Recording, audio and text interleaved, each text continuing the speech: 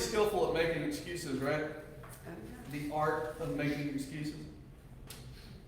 You know, I don't know how, I don't understand, I couldn't find the right tools, the voice is telling me to clean all the guns today, I threw out my back bowling, I have a doctor's appointment, my grandma died, the hazmat crew is here and won't let me out of the house, I have a relative coming in from Hawaii and I need to pick them up at the airport, and my all-time favorite, when I got up this morning, I accidentally took 2 X-Lax in addition to my Prozac, so I can't get off the John, but I feel good about it.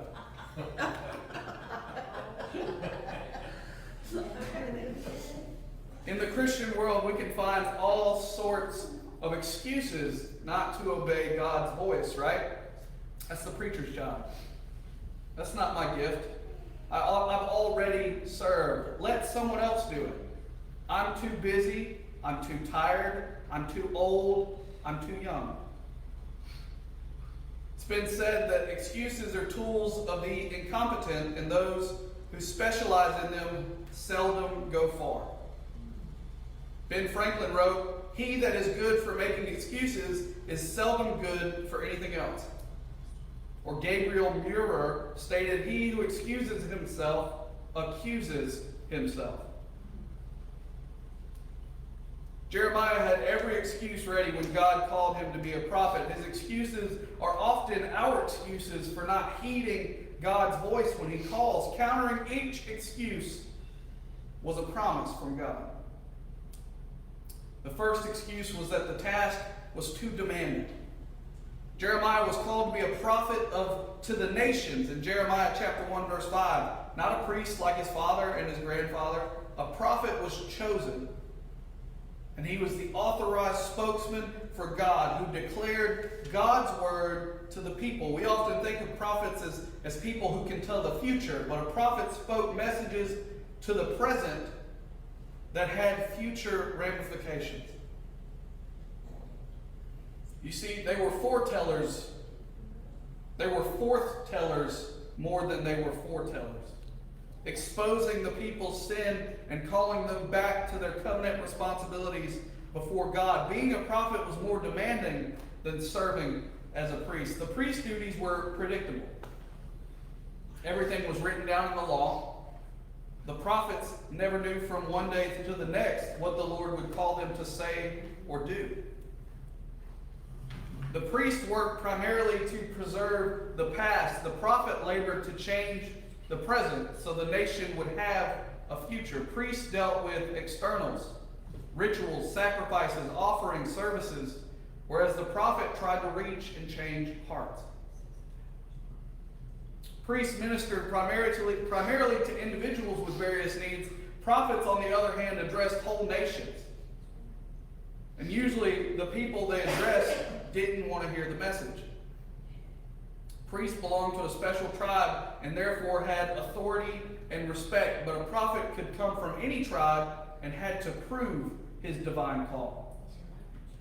Priests were supported from the sacrifices and offerings of the people, but prophets had no guaranteed income.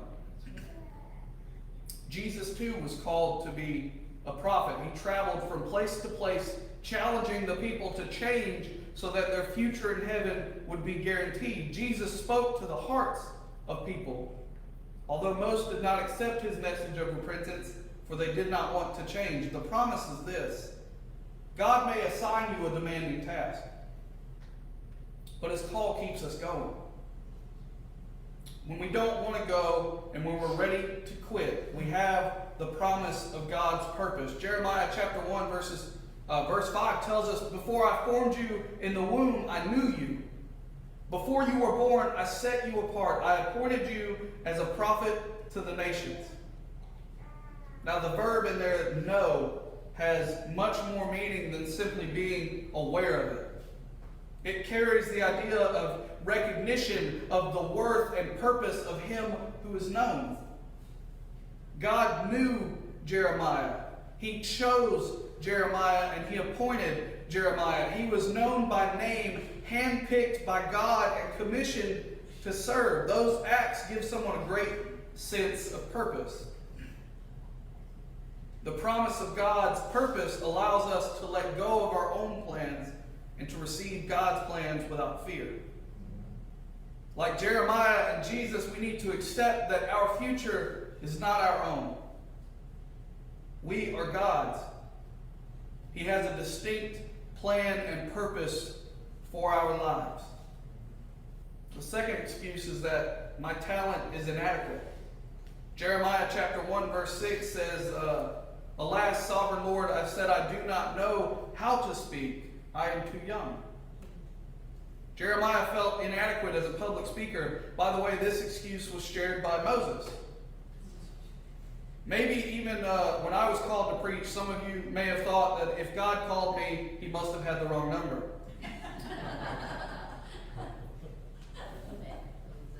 God has a way to overcome weakness in our insufficiencies, doesn't he? I've learned over the years, however, that the person most aware of his own inadequacy is usually the person most dependent on God's all-sufficiency. You see, my inadequacy has caused me to rely upon God. His strength is made perfect in my weakness. His glory is manifested through my flaws. You see, the promise is this, is that our talent may appear inadequate, but God always equips those he calls. And we have the promise of God's provision. Jeremiah chapter 1 verse 9 tells us, Then the Lord reached out his hand and touched my mouth and said to me, I have put my words in your mouth. The touch was not so much to purify as it was to inspire and empower. It was symbolic of the gift of prophecy bestowed on Jeremiah. Jesus experienced this touch in a visible yet profound way following his baptism. In Matthew chapter 3 verses 16 through 17 it says, As soon as Jesus was baptized, he went up out of the water, and at that moment heaven was opened, and he saw the Spirit of God descending like a dove and alighting to him. And a voice from the heaven said, This is my Son, whom I love. With him I am well pleased. God blesses not the silver-tongued orator, but the one whose tongue has been touched with the coals from the altar. God uses not his most gifted and talented person, but the one touched by the hand of God. God uses the most unlikely person to shake a church, to shake a community, to shake a nation. Never underestimate the power of the touch, when especially it's God doing the touching. Amen. The third excuse is that the time is not right. Jeremiah said to God at the end of verse 6, he said, I am too young. The word young, rendered child or youth in some versions of the Bible, ordinarily denotes a young, unmarried man in his teens or early 20s. And most scholars think that Jeremiah was around the age of 20 or 25. His reply is not so much revealing of his age as much as a deep sense of immaturity. He felt inferior. He felt inexperienced and intimidated by the size of the task to which God had summoned him. But see, the promise is this, is that God's call may come at an inopportune time. But he never sends forth his servant alone. We have the promise of God's presence. Jeremiah chapter 1 verses 7 through 8 tells us, But the Lord said to me, Do not say I am too young. You must go to everyone I send you you must go to everyone I send you to and say whatever I command you. Do not be afraid of them, for I am with you and will rescue you, declares the Lord. I want you to note the condition to this promise. Before Jeremiah could experience God's presence, he had to go where God sent him. He had to speak what God told him, and he had to reject fear. Someone once said that when God calls us to a task, he does not give us a roadmap to follow and then leave us to our resources. He walks with us. His presence gives us the strength to stand in the face of every assault. And Jesus felt that same presence. He and the Father were one. He could go on because God walked with him. What a difference it makes knowing that when we're being sent, someone is going with us. We know we do not have to walk this lonesome road alone, that we have a traveling companion. The fourth excuse is that the teaching is dangerous. The Lord did not give Jeremiah a joyful message of deliverance to announce, but instead a tragic message of judgment. Consequently, Jeremiah would be misunderstood. He would be persecuted, arrested, and imprisoned more than once in his life. And he was also threatened. The people did not want to hear the truth. Jeremiah told them plainly that they were defying the Lord, disobeying the law, and destined for judgment. God used the image of a boiling pot to communicate his coming wrath. Jeremiah chapter 1, verse 13 says, the word of the Lord came to me again. What do you see? I see a pot that is boiling, I answered. It is tilting toward us from the north. Now, Jewish homes would have a fairly large, wide-mouthed washing or cooking pot. The unusual thing about the pot that Jeremiah saw was that it wasn't level. It was tilted away from the north. The pot could at any moment spew its boiling contents toward the south, scalding the people of Judah. The pot represented the nation of Babylon that would invade and conquer Israel. The reason for the judgment was Israel's idolatry and rebellion against God's righteous will. See, Jesus' teaching contained mercy and judgment. It contained grace and punishment. Jesus' teachings were dangerous as well. In fact, it was his teaching that cost him his life. See, the promise is this: what God says through us may be dangerous, but God gives us the strength to endure. We have the promise of God's prevailing. Jeremiah chapter 1, verses 18 through 19 tells us, today I made you a fortified city, an iron pillar and a bronze wall to stand against the whole land. Against the kings of Judah, its officials, its priests, and the people of the land. They will fight against you, but will not overcome you. For I am with you and will rescue you, declares the Lord. I want you to notice the architectural terms. A fortified city, an iron pillar, a bronze wall. These are solid, unshakable objects, like the God who conceived them.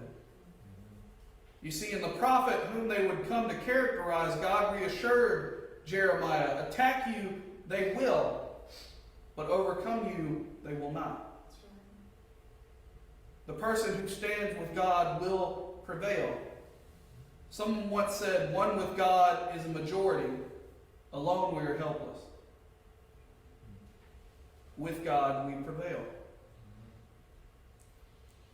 In the days of the Roman Empire, the great Colosseum of Rome was filled to capacity with spectators coming for the state games, watching human beings battle against wild beasts or against one another until one or both died. The crowd found its greatest delight in the death of a human being. When Honorius was emperor of Rome in AD 404, as the vast crowd watched the contest, a Syrian monk by the name of Telemachus leaped onto the Colosseum floor. And so torn by the utter disregard for the value of human life, he cried out, in the name of God, this thing is not right. In the name of God, this thing must stop. The spectators became enraged at this courageous man. They mocked him and they threw objects at him. And caught up in the excitement, the gladiators attacked him, and a sword pierced him. And the gentle monk fell dead to the ground. You would think there would be a roar, right? Everybody would get up in excitement. But the entire Colosseum fell silent. Because for the first time, the people with the insatiable bloodthirst recognized the horror of what they had called entertainment. Telemachus kindled a flame in the hearts and consciences of the thinking person. History records that because of his courageous act, within a few months, the gladiatorial combats began to decline. And very shortly, they passed from the scene. Why? because one man dared to speak out for what he believed was right. His message was dangerous, for it challenged the pleasures and enjoyment of the people, but though Telemachus died, his message prevailed. The fifth excuse is, do I have to go now? Jeremiah chapter 1 verse 17 says, "Get yourself ready, stand up and say to them whatever I command you. Do not be terrified by them, or I will terrify you before them." In Jeremiah's day, the men had to tie their loose robes together with a belt in order to run or to work. See, Jeremiah was in for a struggle. He had a fight on his hands. And so the phrase, dress yourself for work, or gird up your loins, or get yourself ready, was a metaphor that meant get ready for action. Today we would say, roll up your sleeves. God called Jeremiah to act. He was called to move out among people. He was called to deliver an offensive message. He would not be welcomed, nor would he be accepted. He would anger the people who heard him. The promise is this, though. God expects obedience immediately. If we don't, we are in danger of God's wrath. You see, we have the promise of God's power. Jeremiah chapter 1:17, again, it says, "Get yourselves ready. Stand up and say to them whatever I command you. Do not be terrified by them, or I will terrify you before them." Immediate obedience is the only appropriate response when God calls. Jesus obeyed. Whatever you think of Jesus, remember this, that his heart was willing and it was an obedient heart. He always did what his Father directed. There was no hesitation. There was no questioning. There was no circumventing. It was only immediate action. See, the question I have for you is that, has God called you? Well, then he will fulfill his purpose in you. He will equip you, and he will enable you. He will protect you. He will accompany you. Are you obeying his commands? Then he is with you to protect you. Are you sharing the word? Then he will accomplish his purposes no matter how the people respond. This cast is now going to lead us in a ministry time of worship. And if you would like to talk with someone, if you would like to pray with someone, you just want somebody to listen to what you have to say, you give us a call at 706-570-1372. Thank you all for joining us this morning, and I love you.